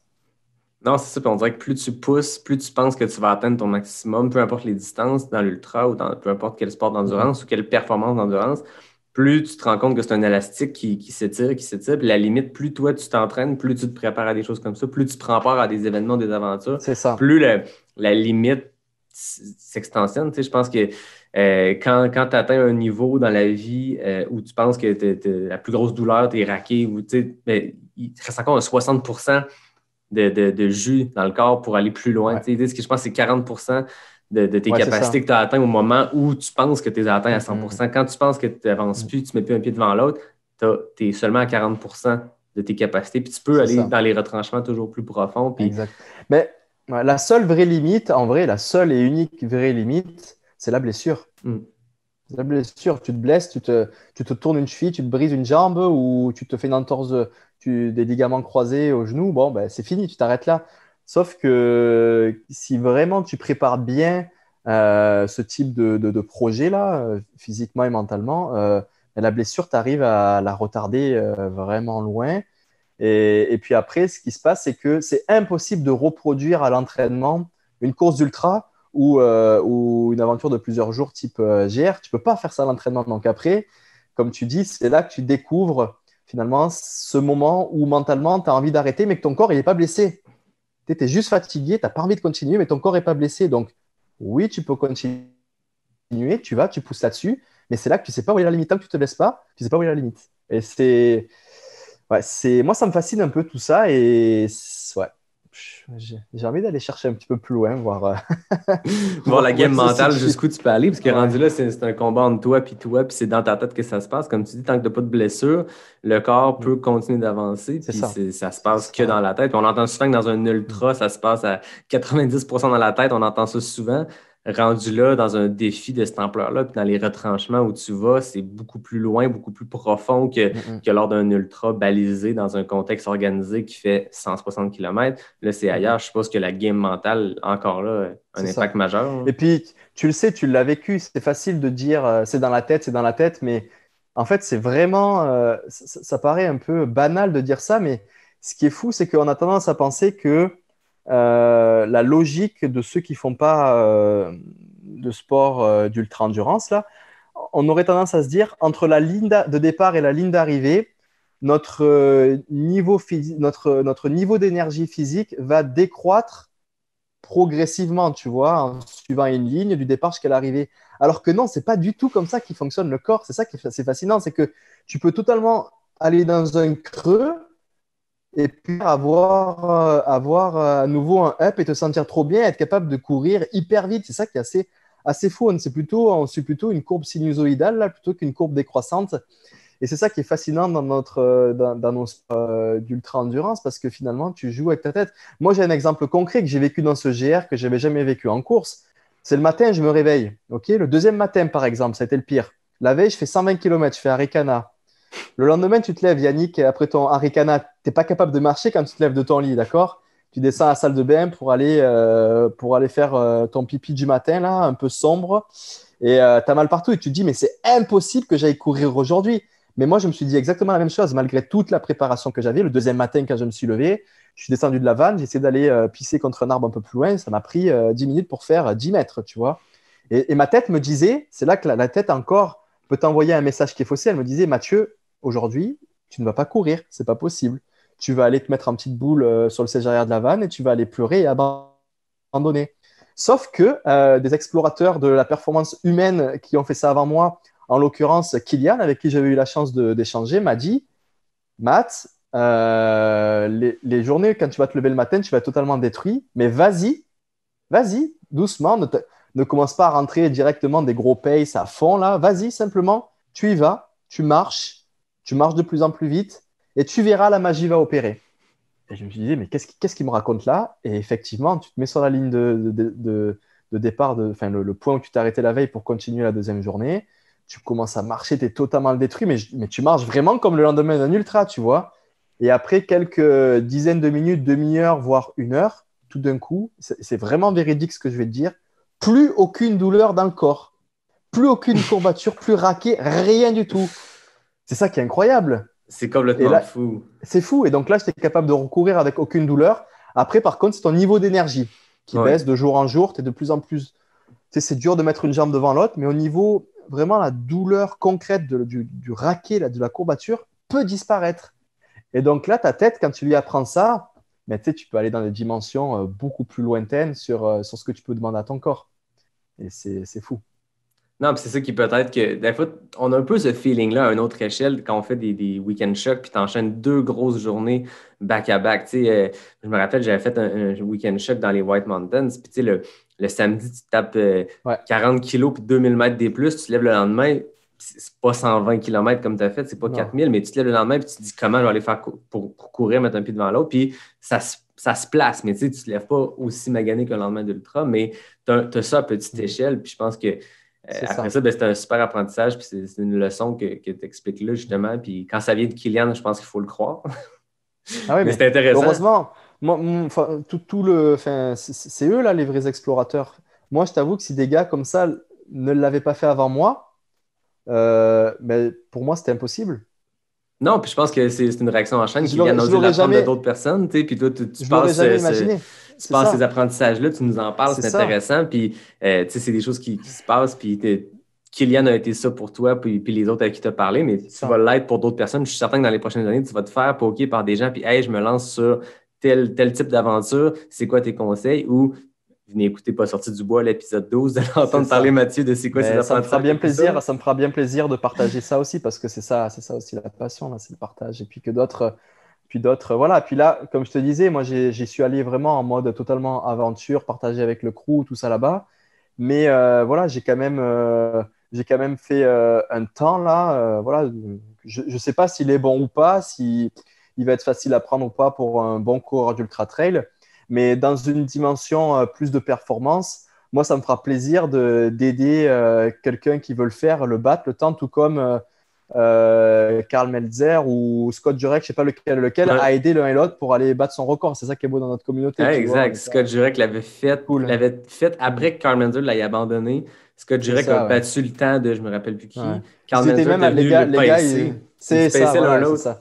Mais c'est ça non, qui est beau dans notre sport. C'est ça qui est beau. Et puis j'espère avoir la chance de pouvoir de donner à quelqu'un qui voudrait faire un meilleur temps. Tout comme moi, si un jour j'essaye un autre GR plus reconnu ou un Appalachian Trail, ben, les gars qui l'ont fait avant sauront me conseiller, quoi. Non, puis je pense que ça démontre aussi notre communauté. Tu sais, oui, il y a la compétition, oui, il y a les courses et tout ça, mais il y a une forte fraternité, je pense, entre les gens. Puis de tenter de battre le record d'un autre, c'est pas vu comme étant il va venir battre mon temps, ça ne me tente pas. C'est plus hey, mais si tu peux vivre l'expérience que tu as vécue, puis s'il le fait dans un meilleur temps, tant mieux. Puis si quelqu'un tente ton GR, puis le fait en 8 jours au lieu de 7, ça va être une performance exceptionnelle. Puis n'importe qui le fait en 40 jours aussi, je suis sûr que c'est une expérience exceptionnelle. Puis chacun il n'y a rien à gagner.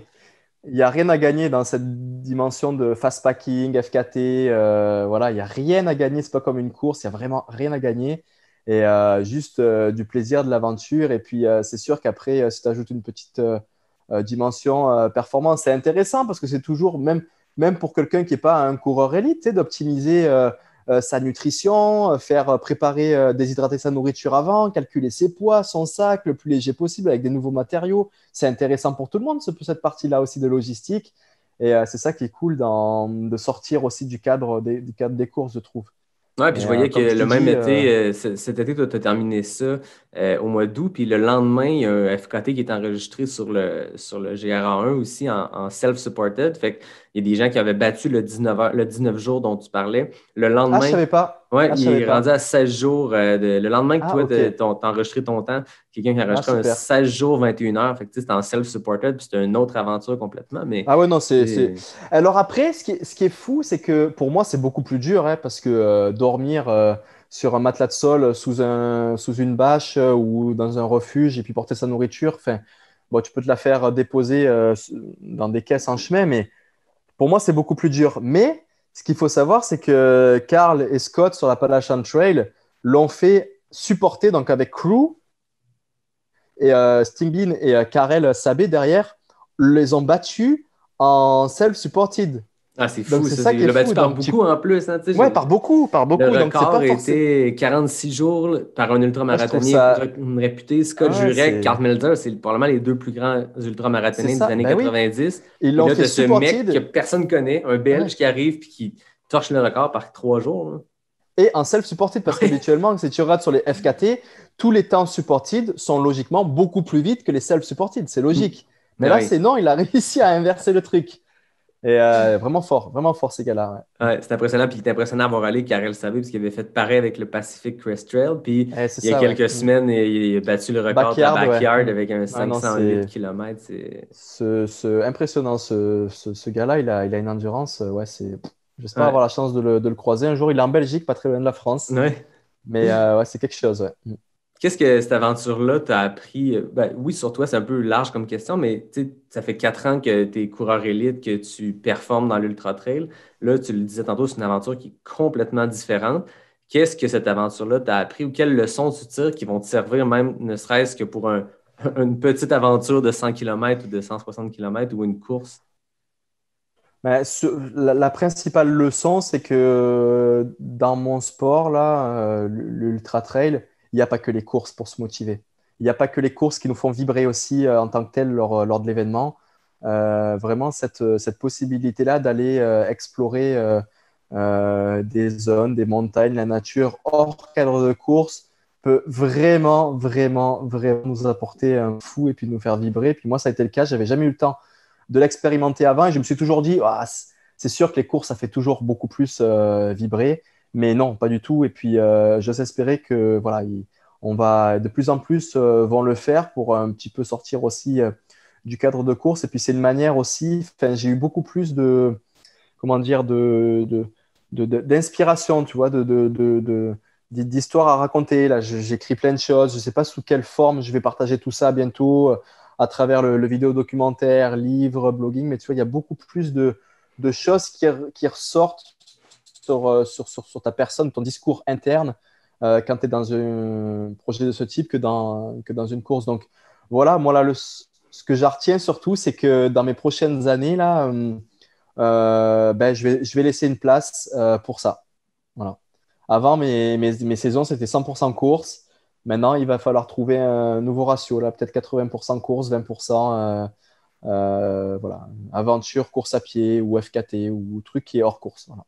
Et j'en ai bien pris conscience. Et puis, je pense que petit à petit, en fait, le ratio au début va être peut-être 90% course, 10% aventure. Puis petit à petit, l'un va grappiller sur l'autre pour petit à petit, à mesure que mon niveau de performance physique, parce que je vieillis là, et comme tout le monde, à un moment donné, ben, mon corps, il ne voudra plus courir aussi vite que ce qu'il court aujourd'hui.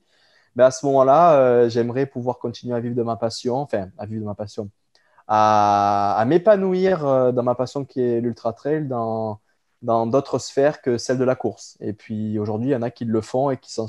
Je pense à Ricky Gates, là, qui est quelqu'un qui m'inspire beaucoup, là, un athlète américain Salomon, qui avant était athlète professionnel 100% course et qui petit à petit a commencé à faire voilà, des petites aventures de ce type. Et aujourd'hui, il fait ça à 100%. Et puis, c'est quelqu'un qui est hyper épanoui et qui est quelqu'un qui est ultra inspirant pour la communauté de coureurs d'ultra-distance.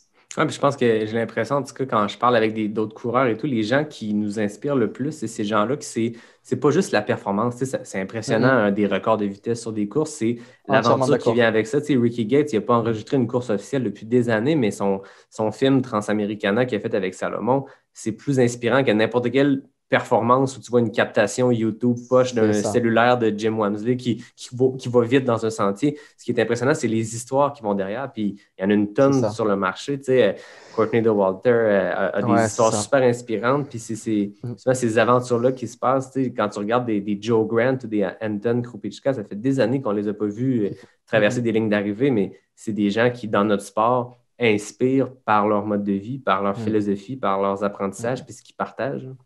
C'est ça. C'est des personnes que je suis beaucoup. Et aujourd'hui aussi, un exemple concret, moi, je me rends compte, parfois, j'ai participé à des super courses. Et tu vois, après quelques mois, années plus tard, là, en ce moment, quand j'y repense, il n'y a pas tant de souvenirs que ça. Il y a quelques souvenirs forts, mais tu vois, il n'y en a pas tant. Et tu vois, des fois, je me dis, OK, si un jour j'ai la chance d'être un vieux papy, avec des petits-enfants et que les petits-enfants vont me poser des questions sur ma vie, sur qu'est-ce que j'ai fait dans ma vie, je pense que j'aurai beaucoup plus de belles histoires à raconter et de souvenirs forts qui sont vraiment ancrés en moi, qui seront sortis de ce type d'aventure-là plutôt que des courses. Tu vois, moi, je ne me rappellerai plus dans 30 ans, telle course, combien j'ai fini, comment elle s'est passée, est-ce que j'ai eu mal, pas mal. Tandis que là, ce GR, là, je peux te dire que dans 30 ans, là, les souvenirs qui sont ancrés, là, je pourrais te parler d'anecdotes, de chacune des anecdotes que j'ai eues pendant. Ça ferait une histoire à chacune, tu vois, une demi-heure, et elles vont être là dans ma tête pendant longtemps, et je suis sûr que mes petits-enfants, ils vont me regarder avec des petits yeux brillants quand je vais leur raconter cette histoire où j'ai croisé un orignal au milieu du chemin qui m'a bloqué, la tempête en haut du Mont-Jacques-Cartier, plutôt que, OK, à la course de je sais pas où, là, j'ai fini troisième, et puis à un moment donné, en fait, je me rappelle plus. Voilà, tu vois ce que je veux dire? Et c'est ce qui me fait prendre conscience que voilà, c'est important aussi je pense que dans tous les sports, là, de ne pas regarder, surtout les sports outdoor, pas uniquement la dimension compétition et course. Voilà. Non, c'est ça. Puis je pense que des victoires ou des belles positions, c'est éphémère comme sentiment dans le sens où tu as du plaisir, puis c'est super, c'est bon pour la fierté, puis c'est bon pour l'ego de dire je me suis comparé à l'élite mondiale, j'ai fait telle position et tout. Mais c'est un peu éphémère ou de courte durée parce que Très éphémère. l'année suivante, quelqu'un va faire un meilleur temps. Tu as bien beau gagner une course où là, tu as l'Ultra 13 de Guadeloupe, tu as fait un record du parcours. C'est cool, ça va être battu éventuellement. Puis c'est un peu éphémère versus là, ce que tu as vécu. Il n'y a que toi qui l'as vécu de cette façon-là. Tu n'es jamais rassasié. Tu n'es jamais rassasié lorsque tu fais des courses. Tu vas gagner une course, puis derrière, tu vas vouloir en gagner une autre, puis une autre. Puis t'es jamais... c'est une course infinie où tu n'es jamais rassasié.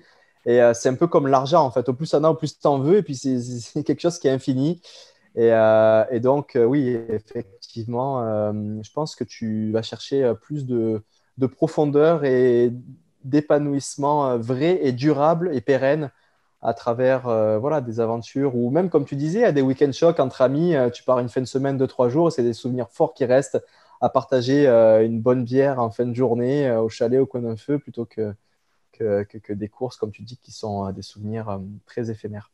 Oui, puis souvent, ce qu'on se rappelle des courses, en tout cas, si je regarde mon parcours, quand j'ai des souvenirs reliés à des courses, c'est pas la performance, c'est pas le temps, c'est pas la fierté d'avoir traversé la ligne d'arrivée en temps de secondes, minutes, heures, peu importe. C'est l'expérience humaine qui va autour, c'est le ravito avec les amis, c'est le gars avec qui j'ai couru pendant 120 km à Ricana, c'est l'autre, le gars français avec qui j'ai jasé pendant le QMT. C'est ces histoires-là qu'on se rappelle que ce qu'il m'avait dit, c'était intéressant, ça m'avait sorti du creux, ça m'avait empêché d'arrêter de penser à mes jambes qui ont mal et tout. Ça, on se rappelle, fait qu'au final, ton souvenir relié à la course, ben, c'est l'expérience humaine et c'est pas le temps ou les kilomètres et tout ça. C'est ça. C'est super inspirant comme histoire. Merci d'avoir pris le temps, Mathieu, de venir le raconter autour de ce micro-là. On en a parlé, je t'en ai donné une infime partie de ce qui s'est passé sur le GR, mais comme j'ai dit plus tôt, il s'est passé beaucoup de choses pour moi depuis, notamment avec cette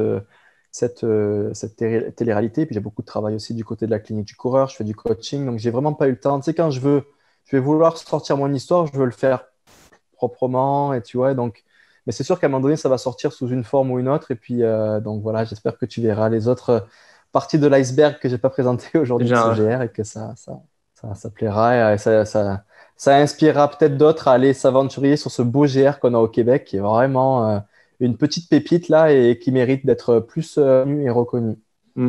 Bon, on va surveiller ça. Avant de passer à mon dernier segment qui est mes questions éclairs, on a un petit concours avec ton sponsor Salomon. En fait, c'est un concours avec Chaussures Filion, qui est une boutique à Québec, au Québec, qui ont une dizaine de boutiques dans la province. Puis on va faire tirer une paire de espadrilles ou bottes Salomon. Fait que je vous explique le concours, c'est super simple. On va offrir une paire d'espadrilles. Ça peut être des bottes de randonnée. Vous allez sur le site de Chaussures Filion, donc chaussuresfilion.ca. Allez voir les produits Salomon qui sont disponibles, qui sont en stock présentement.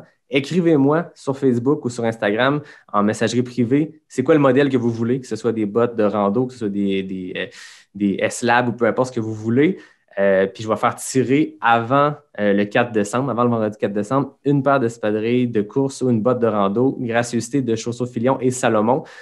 Puis j'en profite pour rappeler que Chaussures-Filion a 10 boutiques partout au Québec, de Rimouski à Sept-Îles, en passant bien sûr par la belle ville de Québec.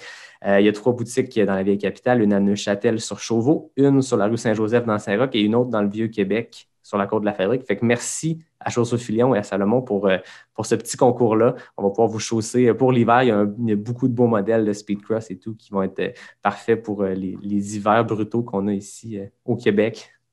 Fait que dernier truc, Mathieu, mes questions éclairent, c'est simple. On parlait d'FKT tantôt. Moi aussi, j'ai mon petit FKT dans mes entrevues. Fait que c'est 10 questions A ou B, super simple. Tu réponds le plus rapidement possible. En ce moment, je rappelle que le FKT appartient à Elliott Cardin en 27 secondes.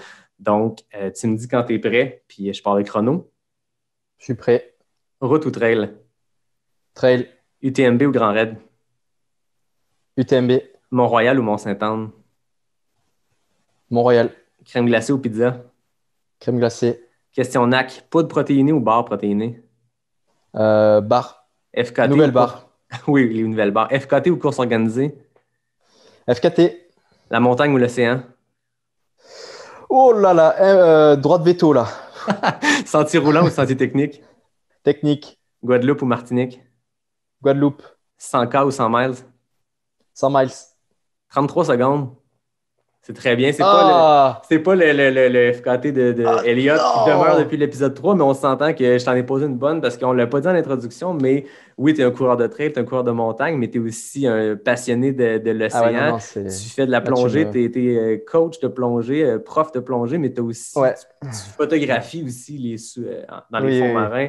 Si vous avez l'occasion d'aller voir, je pense que c'est dans le cadre de la semaine de l'océan, du mois de l'océan, que plutôt tu as posé. Oui, j'ai posé quelques photos, ouais. Ah ouais, c'est impressionnant tout ce que tu fais, puis je pense qu'on pourrait faire un épisode complet sur ta passion pour la plongée sous-marine, mais je me suis dit, il faut que ça soit difficile, un FKT, tu l'as vécu avec ton GR-A1 pendant 7 jours, fait que je me suis dit, je vais te mettre la tâche un peu difficile sur ce quiz-là.